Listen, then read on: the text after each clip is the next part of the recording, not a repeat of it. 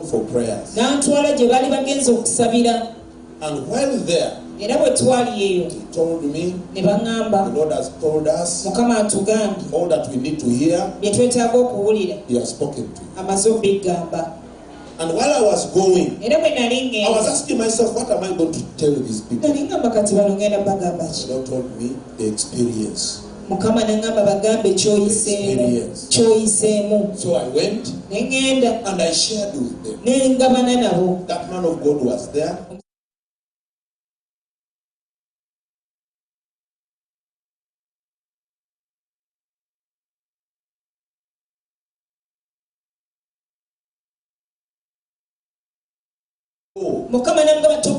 Joined them in prayer. And shared. The man of God was so much moved and was almost crying. He said, the Lord spoke to me the very things here in Goma, and I didn't share them with anybody. And he pulled out the book, the chapters which I quoted, he had them in the book there.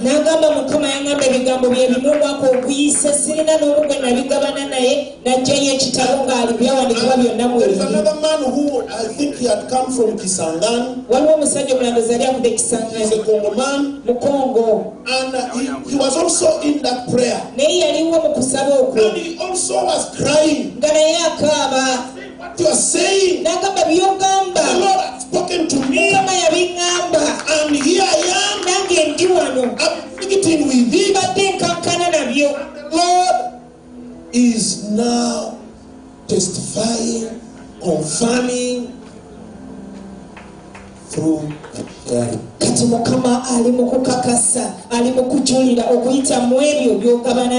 the man called off the prayer. He said that has spoken to us. He has confirmed to us. Let us go back. The next few days, we were in a very big meeting. I shared the same things. I shared the chapters. And the Lord moved so powerfully. Because so many heads were there. The heads of the UN, the people that were handling the war. Because there was a war that was intended to split Congo in three. The mayors, the city leaders, I mean, people who I don't know because the French words I don't know. Very, very big people. They were in that meeting. And what they did, even I'm an officer.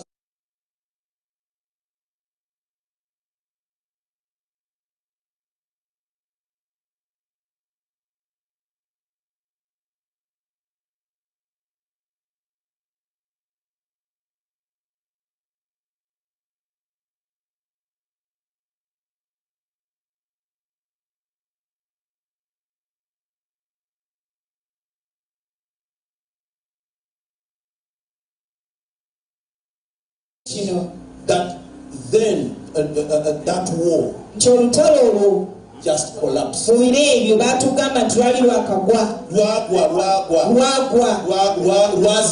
It was destroyed. Praise the name of God. And let me tell you, when I left Goma, there are even prophetic messages that came direct to him. I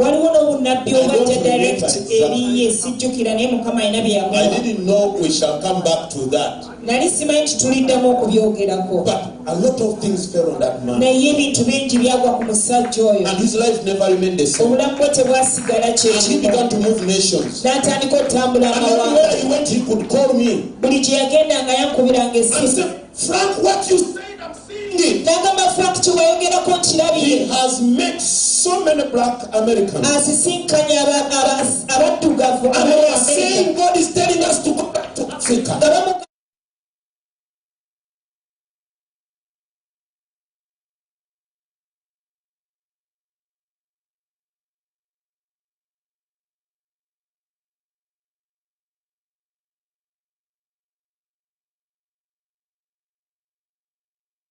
Even back here, I began to hear groups of people coming to different ministries, and they are saying there is a nudge in them. There is a prompt in them that they should come back here. One time I attended a school like 10 years ago, and there were black Americans. They were also studying. And I chose to share with them about that vision. And they say, what you are saying, we are already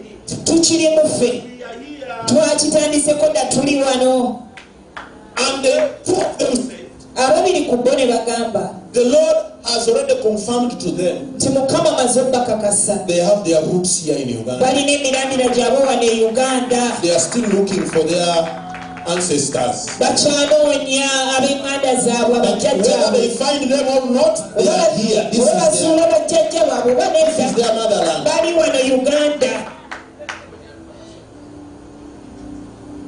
Recently, I was supposed to go to Liberia.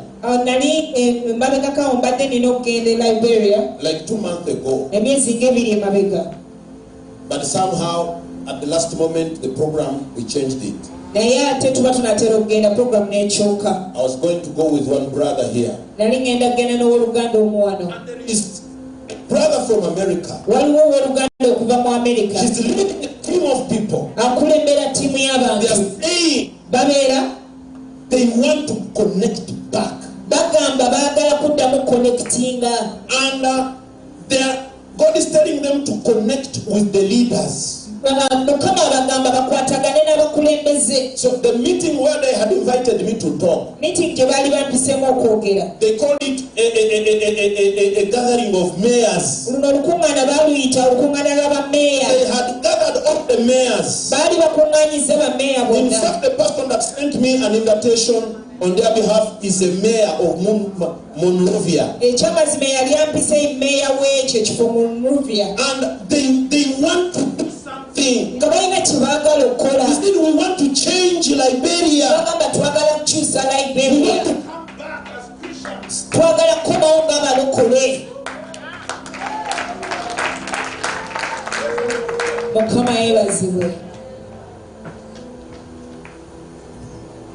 The church has something to do. The church has something to do. There is one group of people that came. They came to visit my friend Pastor Tony Sechans. They are from Canada. A big team of missionaries. And all of them are blacks. Some of them came from Jamaica. They went to Canada. My friend Tony, whenever he has visitors, we share them. And he sent to me a big team. And we did ministry in the community. But while we were there in a meeting, I shared with them this vision. Now for them, their reaction was not good. They were very angry about the kings and the leaders and the people that sold them. Because for me, I wanted to tell them that there is hope. God is coming, is bringing his feet, his throne in Uganda, headquarters in Africa, sorry.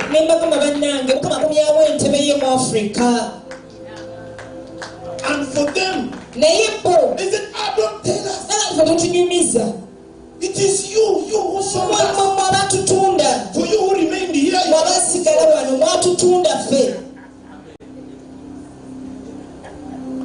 So So there is a work of reconciliation. Kati waliwo omulimu ogw'okutabagana. There is a work to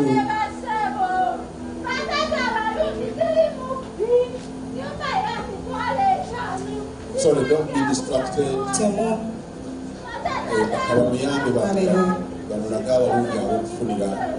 They are going to show her the right place where she will get home. Praise the name of God. Can you worship the Lord and say, Lord, you are good. Lord, you are good. Lord, you love Africa.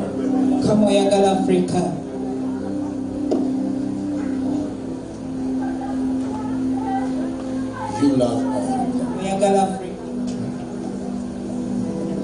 I shared what I have shared. I have shared with you what I have shared.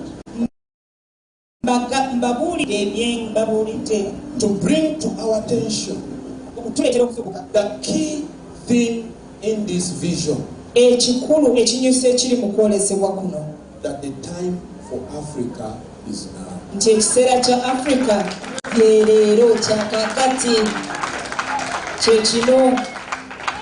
The time for mourning and crying has been here with us all of these many years.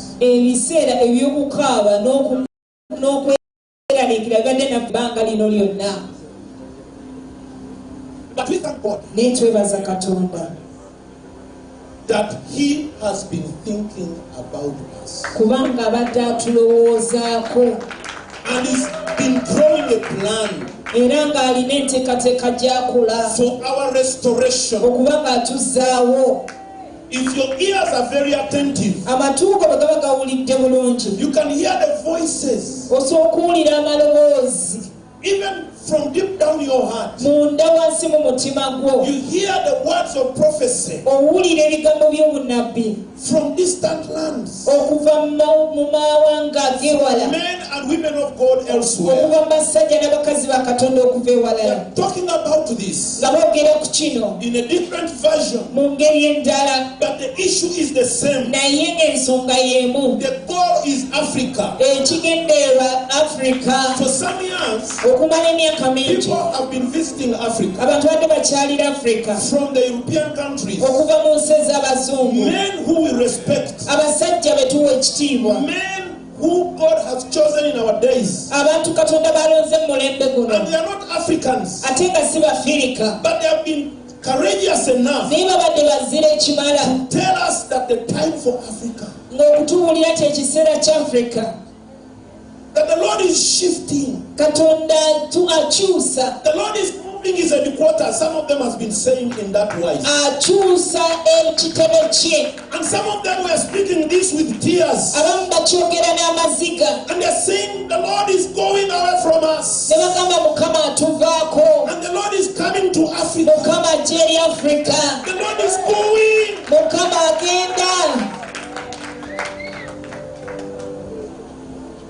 And many of us are not aware of that. But the Lord is moving. And when God is determined, He will do what He purposes to do.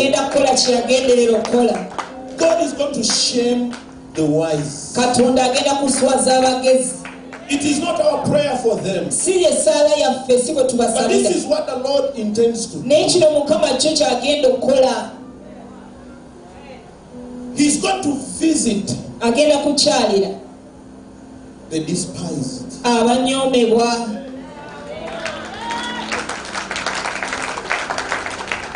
He's going to visit the forgotten.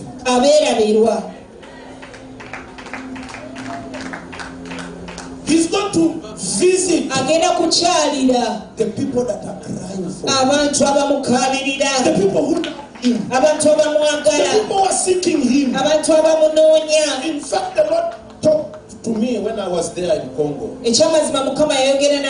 of the statements He made, because He said, the same way you people are seeking so hard to go to the European countries, the time has come when people from there are going to be fighting, struggling, seeking to come here.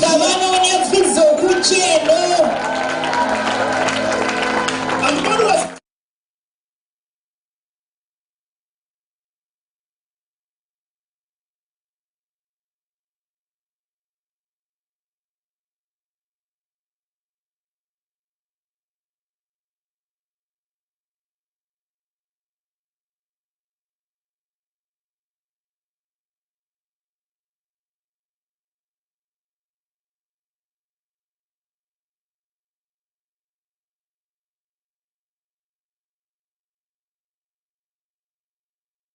because the entire Isaiah was in my heart.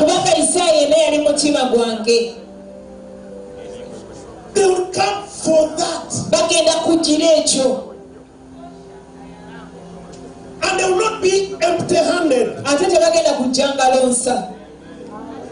And it will not be because of you. It will be because of me. Because they will see me there. They will be bringing sacrifice. Somehow God is going to draw back what they took.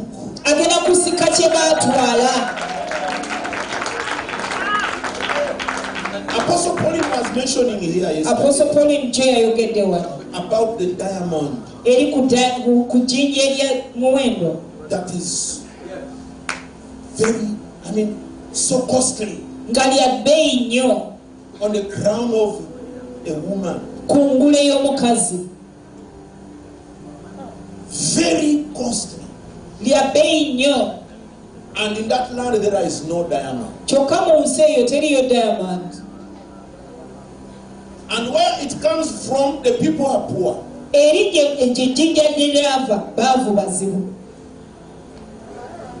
Someone, this is not me, was interpreting, I was sharing. This talk has been around talking about Africa all the time. And this one said, God told me, spoke to me.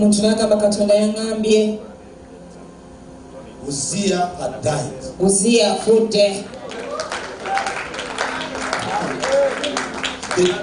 The season, Uzziah, as if Isaiah was writing about Africa.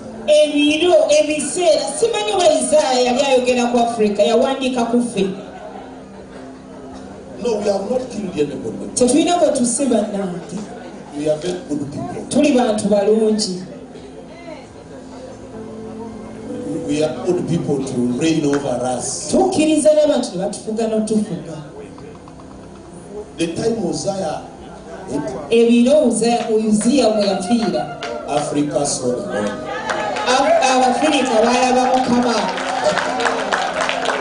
God is the manager of times and seasons.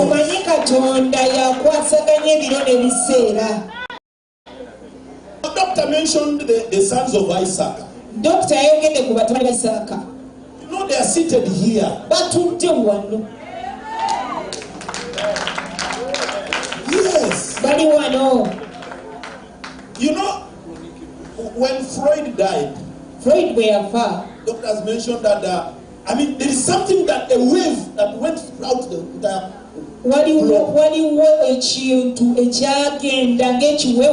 entire Africans just rose up.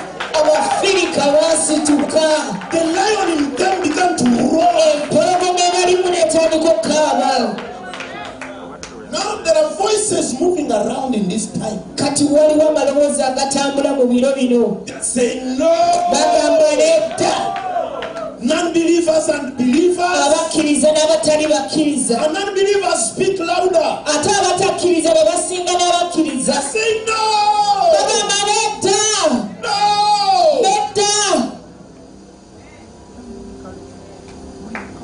You want to be free.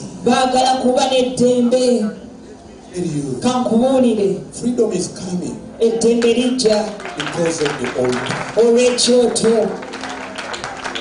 The altar is going to enable, is going to align us to what God is doing. You know, God works at the altar. If it is judgment, if it is blessing, if it is prophecy, if it is promises, at the altar.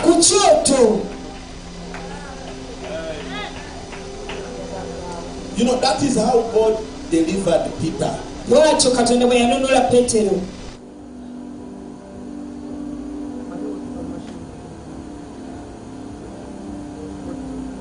Jacob died. Was James? James. The same way they wanted to kill Peter. But the devil failed in the other project.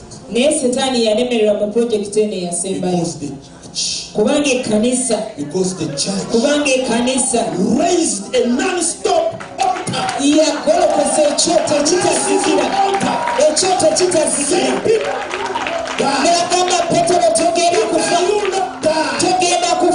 they prayed and prayed until Peter appeared. Until angels came. It looks like angels will not perform well where there is no. And Jacob did not find angels anywhere until he went at the altar. He did not see them. He first saw them where there was an altar. Very active, descending and ascending and ascending. Even when there is no person there.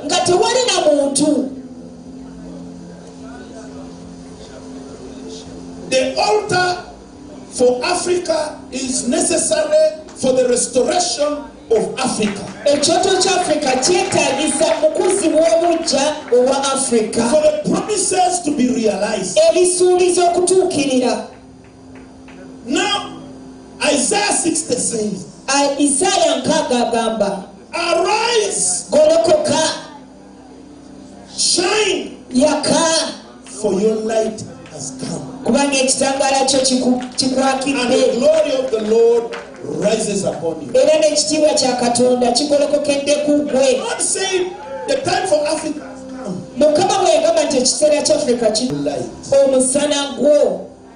When God is going to visit a nation, when God is going to visit a territory, when God is going to visit a continent like ours,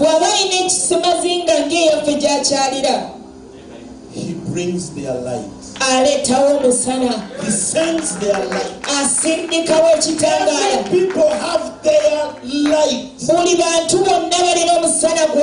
Every people have their time.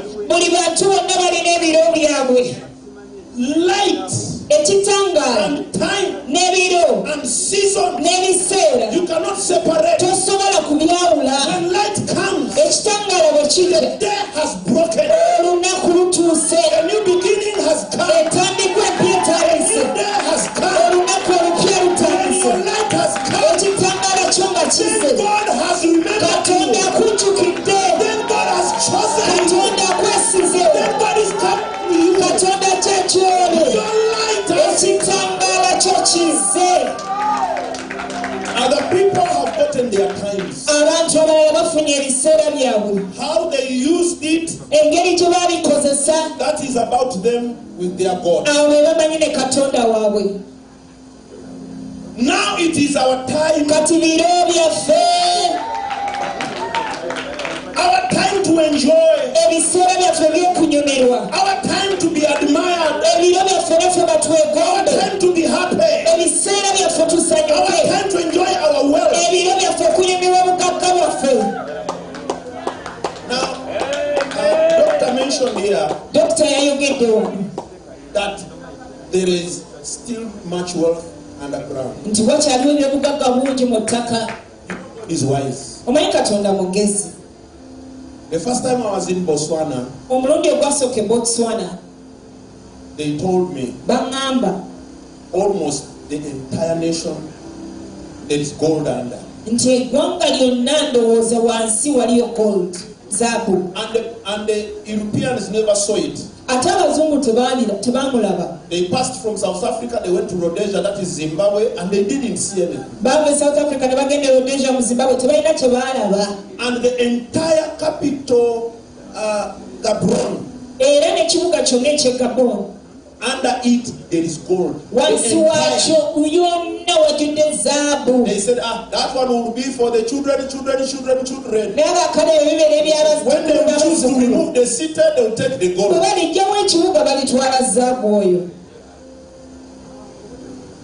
When we align ourselves properly, there is so much to discover. These people stole from us. Before they vomit, they will realize there is so much they never saw. You know, when we went to Gabon, Gabon is also another very rich country. With very few people. There are like 3 million. And some people told us it was intentional. Somebody planned that they don't. And the prayer you need to go with in Gabon. The anointing you have to go with is to help people produce children. Almost half of the population is unable to give birth.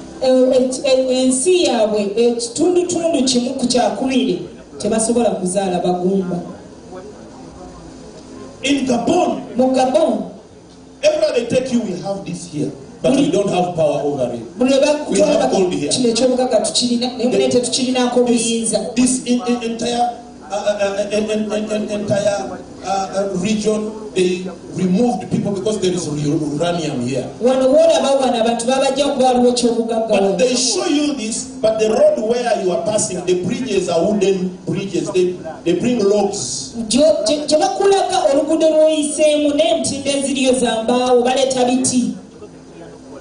Almost a third of this country is trees. The trees which God planted himself. But the people are carrying away to France, to China. Their oil is going and they buy from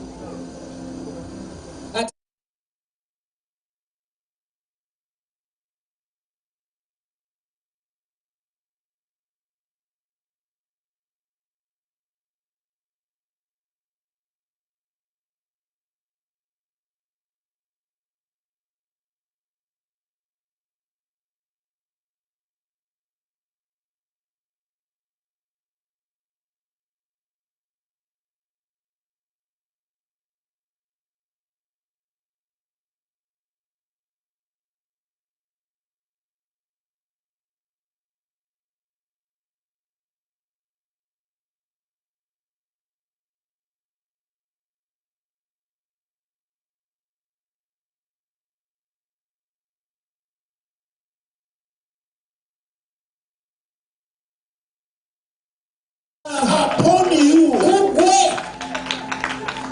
Now, there has been a lot of mention here about glory. Glory.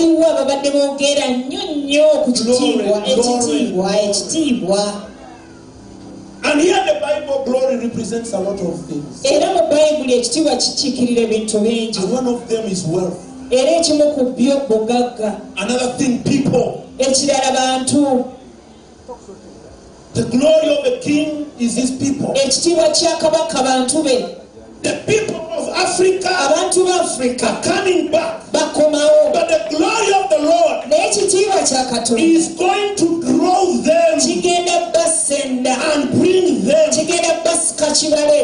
without seeing them, nga tekibakase, without telling them you must. nga tebabagambye oteekwa. Our responsibility Era obuvunaanyizibwa bwaffe is to arise, kwe kugolokoka, is to shine. kwe kugolokoka twake. When they tell this, bwe bakugamba nti golokoka, they're telling you to get up, bagamba yimuka, yimirira, begin to manifest, to try, tandika okulabisibwa, come into existence, jangu olabisibwe, begin to be noticed, beera nga abantu bakulaba, arise from where you have been buried, eyo gy'obadde waziikibwa vaayo, shake off the dust, weekunkumuleko enfuufu, shake off the false identity. weekunkumuleko embala endabika eri enkyamu. You know, they trained us and brought us in such a way batutendeka ne batukuza mu ngeri that we don't believe in ourselves. tetwekkiririzaamu, We don't trust one another. tetwesigaŋŋana, We don't respect one another. tetwessaamu kitiibwa, We fear one another. twetya, We minimize one another. twenyooma. You talk about some things, oyogera ku kintu someone will say you can't. omulala nga tokisobola.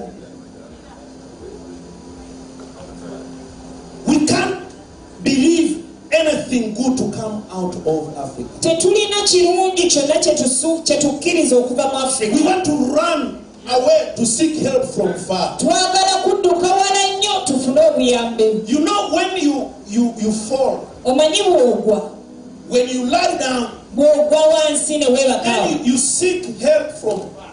osobola okunoonya obuyambi okuva ewala. When Israel was falling, Isirayiri bwe yali egwa, it was running to Egypt. yali eddukira Egypti. They got down to Egypt. Bagenda eri mu Egypti, Misiri. Some people run from Africa to go and report Africa to the UN. Abantu abamu badduka ne bava mu Africa ne bagenda ne baloopa mu UN. They want to go to an international body. Baagala genda mu kibiina ekigatta ensi yonna. There is a language that says the international community is saying, Nga bagenda boogera mbu ekibiina ekigatta ensi yonna and kigamba. Africa is not in the international community. Kyokka Uganda yo teri mu kitundu ekyo. Sorry, Africa teri mu kitundu ekyo. And you know the international community. Omanyi international community The egambye election was not. nti okulonda tekwabadde. We don't talk to one another. Tetwogerezeganya wakiri tuloopa walala. We don't agree with that. Tetukkiriziganya. We minimize one another. Tweyisaamu amaaso. God says, arise. Mukama agamba golokoka. Arise out of this. Mugolokoke kino There are mukiveemu. so many statements about arising. Waliwo ebyogeddwa bingi ebikwatagana n'okugolokoka. We don't have time to read all of this. Tetulina budde kubisoma byonna. But God, Naye Mukama when God is coming, Katonda ajja. He's not coming to pick you. Tagenda kujja kulonda. He's saying, arise, I'm coming. Agamba golokoka nzija. Your light has come. Omusana gwo gukufiiriddeyo. He's not saying it will come. Tagamba nti gugenda kujja. The time has already come. Agamba ekiseera We kyatuuse should dda. only rise Tetulina golokoka bugolokosi. from tribalism, Okuva mu kwesosola from mawanga. sectarianism, Okuva mu kweyawula. from corruption, Okuva mu buli from bw'enguzi. unrighteousness, Okuva mu butali butuukirivu. from border limitations. Okuva mu kwekugira mu boundaries. We should arise from denomination. Tulina okugolokoka okuva mu kweyawulayawula. We are Africans. Tuli Bafirika. When God looks at us like this, Katonda bw'atutunuulira bw'ati. He's looking at Africans who are tormented, Atunuulira Abafirika who have abatulugunyizibwa, suffered, ababonyeebonye, who are dying like cockroaches. abafa ng'ebiyenje. We just die. Tufa bufi. Today there is Ebola somewhere in Africa. Ebola waliwo waali mu Africa. Another time you hear Mabaga. Olulala ojja kuwulira Mabaga. Another time you hear malaria. Olulala malaria wuuyo. The other day the medicine is no longer healing. Kakati nga bagamba ate kati eddagala terikyakola. There are people who think for us. Waliwo abatulowooleza. We should arise. Tulina okugolokoka.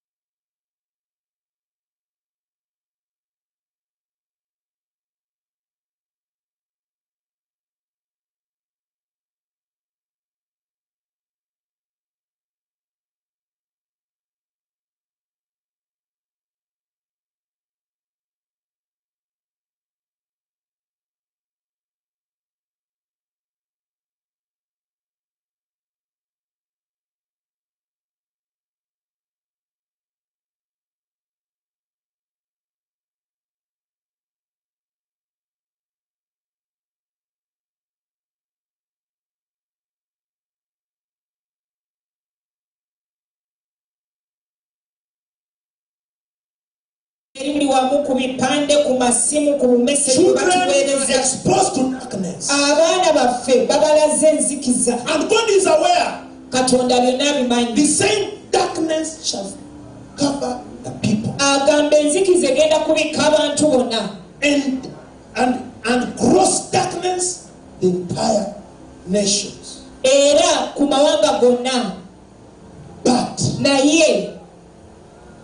But when God is choosing you, He's choosing you for a purpose. The other day I was talking to to the intercessors at the city altar. And I told them, you know, brethren, Jesus is an expert. He serves the best when all options are now on. At the last time, Jesus have chosen now the least to provide the best. We are not just going to be, to brag around because of wealth and what. But the God we are going to have.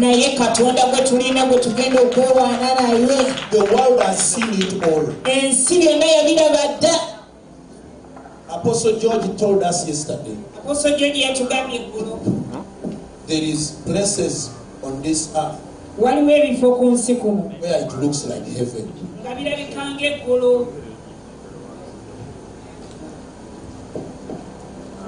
Praise the name of God. Now, that is no longer important.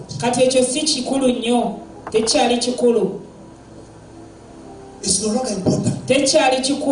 But if you are wealthy, which God are you serving? Which God has made you wealthy?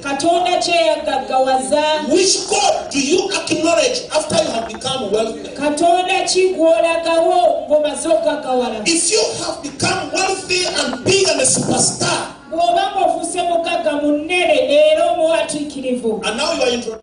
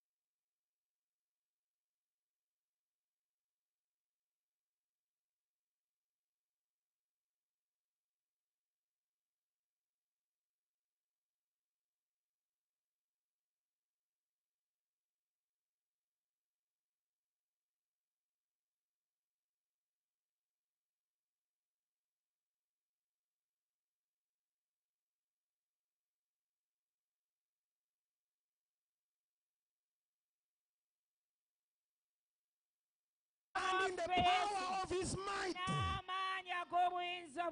Because we are not wrestling against flesh and blood, but powers, principalities, rulers of darkness, and spiritual wickedness. We cannot win this war by just having money.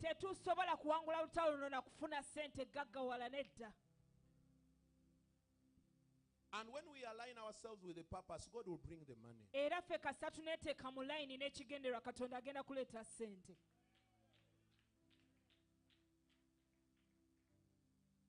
The glory.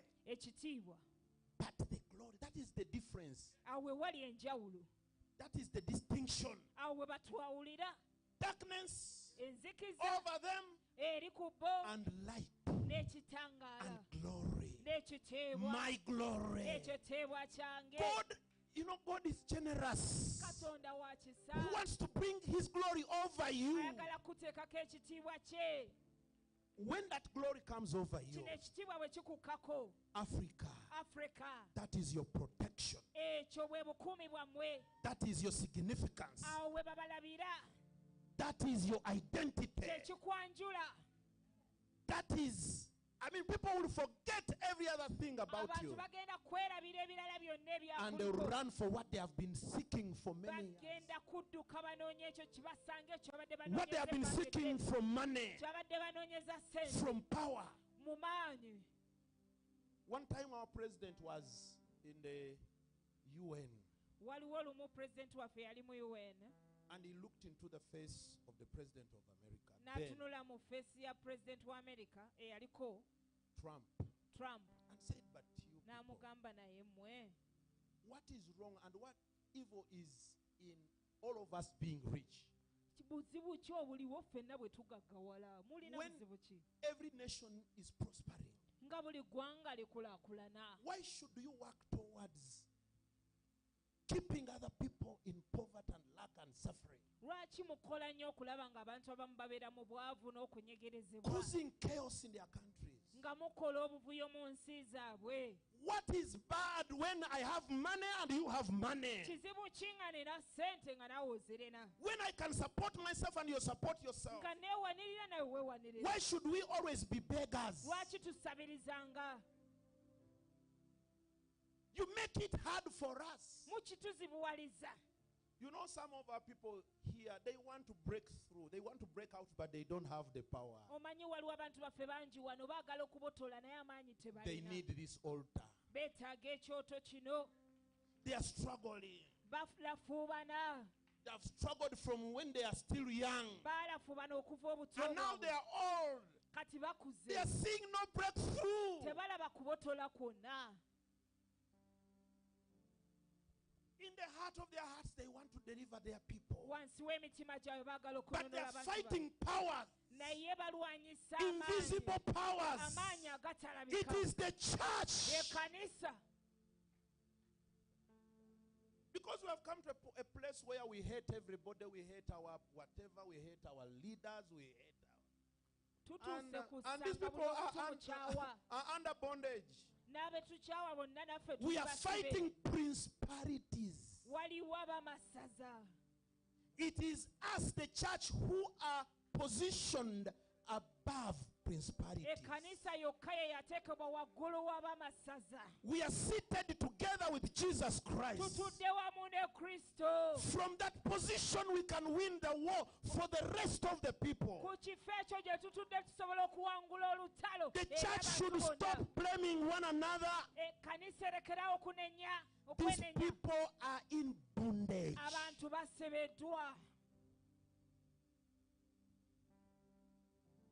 Some of them, they see devil face saying, you dare do that.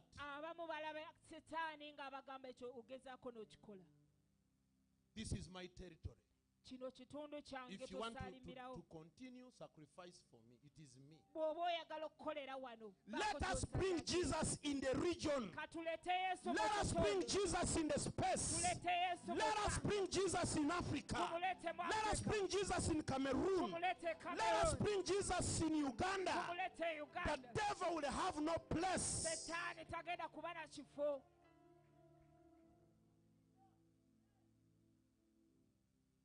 You know, devil is speaking in senates, in parliaments. Devil is speaking. He has agents there.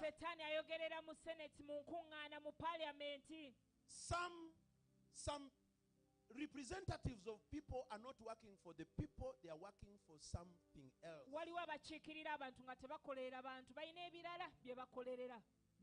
You hear something and you wonder, but there is something driving. When God is here, the devil will not speak. The devil will be silenced. The devil will be powerless and of no effect. Christians, we have a role.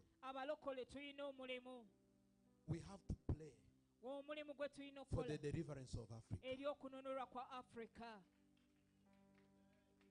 There is a lot of promises, and we cannot stop them when they begin to happen. God, when He's visiting a nation, after it had suffered, God is a just God. The people who, our captors and the people who destroyed us, in Isaiah, it shows they will have to serve the continent also. balina nabo okuweereza semazingo ono. You hear me very well. Mumpulira bulungi. They will have to do that. Balina ekyokukikola. And God will cause them to do it. Era Katonda agenda baleetera okukikola. What we have to do kye tulina okukola is to arise and do what is required of us. Ffe tugolokoke tukole ekyo ekitusuubirwa okukola. Let us pray. Tusabe. What we can do kye tusobola okukola is prayer. Kusaba. What we can do, kye tusobola okukola, we cannot fight. Tetusobola kulwana. We cannot just fight with words. Tetusobola kulwana na bigambo. We cannot just go and look for weapons. Tetusobola kugenda kunoonya byakulwanyisa. The church, Ekkanisa, our power amaanyi gaffe is here. gali ku maveeve. And prayer Era okusaba that is corporate. okwawamu. Yesterday I mentioned here, Gyo nayogeddeko wano. we need to pray as family. Tulina okusaba nga famire ng'ennyumba. We need to pray as church. Tulina okusaba ng'ekkanisa. We need to pray as a community, Tulina okusaba ng'ekitundu. as a city. All those are levels. Ng'ekibuga ezo zonna gyonna mitendera. And as a nation, Era ng'eggwanga. here we have national altars. Wano tulina ebyoto eby'eggwanga. Every month we raise altars for the nation. Buli mwezi tubeerako ebyoto bye tuyimusa mu ggwanga. But Naye Africa also Africa ate requires a continental altar. yeetaaga ekyoto ekizingako amawanga gonna mu Africa. To handle continental issues, Okubanga ekwasaganya ebintu because they are the same. kubanga ffe omu We have the same problems, tulina ebizibu byebimu. the same challenges. Tulina ebitusomooza If it is a curse, bwe kiba we kikolimo are under the same tuli curse. wansi wa kikolimo kimu. Everything has become a curse. Buli kimu There ekyafuuka is ekikolimo. oil curse. Waliwo ekikolimo kya There oil, is this curse. ekikolimo ky'amafuta. But when the altar shall be raised, Naye ekyoto bwe kinaayimuka, when the other altars have been pulled down, ng'ebyoto biri bisuuliddwa wansi, praise the name of God. erinnya lya Mukama lyebazibwe. I'm concluding. Mmaliriza bwe nti I want to urge every one of us njagala okukubiriza buli kinoomu ku ffe to be in agreement. okubeera mu kukkiriziganya. Everywhere you are going to go, Yonna gy'onoogenda, Africa should be an item Africa erina okuba nga nsonga gy'oyogerako on the list of prayer at ku the altar. bintu by'ogenda okusabira ku kyoto. Even at your home, Ne mu maka go let us cry for Africa. tukaabirire Mukama ku Africa. Tell your children to love Africa. Gamba abaana bo okwagala Africa. Some of your children hate even your language Abaana bammwe abamu bakyawa n'ennimi zammwe because they began long ago to hate Africa. kubanga baatandikirawo dda okukyawa Africa. They are visualizing themselves in America. Beekuba bufaananyi nga bali mu America. They want to make friendship with others, which is not bad. Baagala kukola mikwano na bali si kibi, But what is the motive? naye ekigendererwa kiki? Hatred of Africa. Kukyawa Africa. Let us keep the fire Leka burning for omuliro guno ogwa Africa tugukuume nga gwaka. And all the next steps we are going to come up with, Era emitendera egiddako emirala gye let tugenda us okufuna. follow them. Katugigoberere. Let us stay together. Leka tusigale nga tuli And we wamu. raise one voice. Era tuyimuse eddoboozi limu. One voice. Eddoboozi limu. With all the representatives from everywhere. N'abatukiikiridde okuva mu mawanga ag'enjawulo. And see if God will not fulfill his purpose. Kale in this tulabe country. Katonda taatuukiriza ekigendererwa kye ku Africa. God is faithful. He will do Katonda it. afe mwesigwa agenda kikola.